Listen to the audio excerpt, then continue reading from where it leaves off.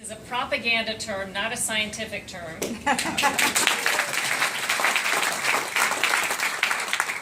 two, oftentimes the effort made by others to keep questions from being asked is directly proportional to the importance of the questions. By the 1930s, many recognized cigarettes as a risk for lung cancer. Studies confirmed it in the 1940s and 50s, while for years, many in the industry, government, and medical field continue to dig in their heels and dispute the evidence. An orchestrated propaganda campaign, including industry-backed studies, successfully confused the public and even doctors who should have known better. Think of this. As late as 1960, only 1/3 of doctors surveyed believed cigarettes were a culprit in lung cancer. 2/3 didn't think so. Not long ago, two former editors-in-chief of the New England Journal of Medicine wrote a remarkable letter in the British Medical Journal.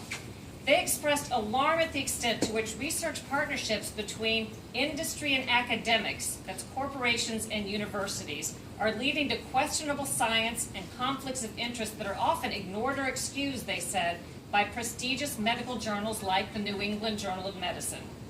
About the same time, Richard Horton, the editor-in-chief of British journal Lancet, issued an equally remarkable statement, quote, "The case against science is straightforward. Much of the scientific literature, perhaps half, may simply be untrue."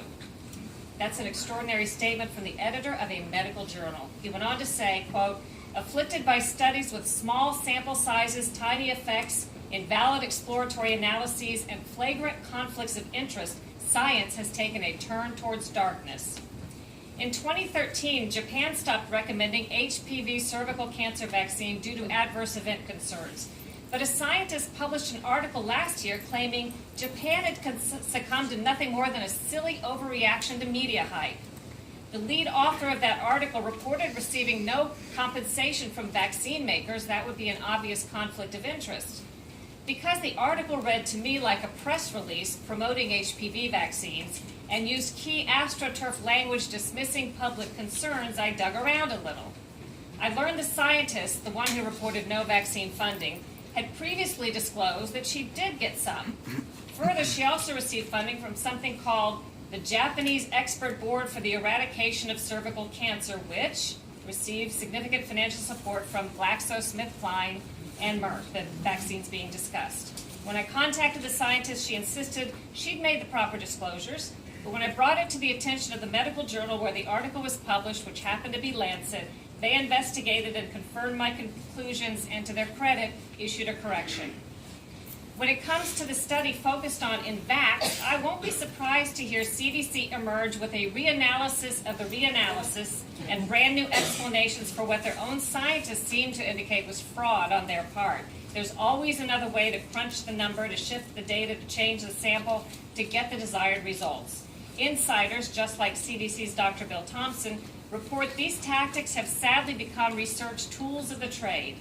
I won't be surprised to hear Dr. Thompson someday recast his comments and conclusions, and it would be hard to blame him.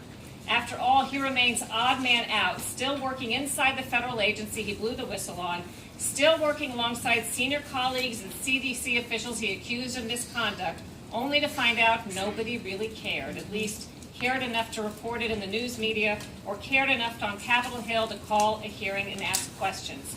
Shame on journalists for regurgitating without question one-sided and often false information told to us by those we consider authorities. Woo! It's not journalism, Even worse, shame on us for censoring the topic entirely because we've declared it to be closed. As an investigative journalist, I find the issues at hand today are typical of many stories I've covered. There are questions of corporate malfeasance, government corruption, and scientific fraud. History, experience, journalism, and common sense teach us it's rarely a bad idea to ask questions. And when some work so hard to silence the questions, their motivations have to be explored.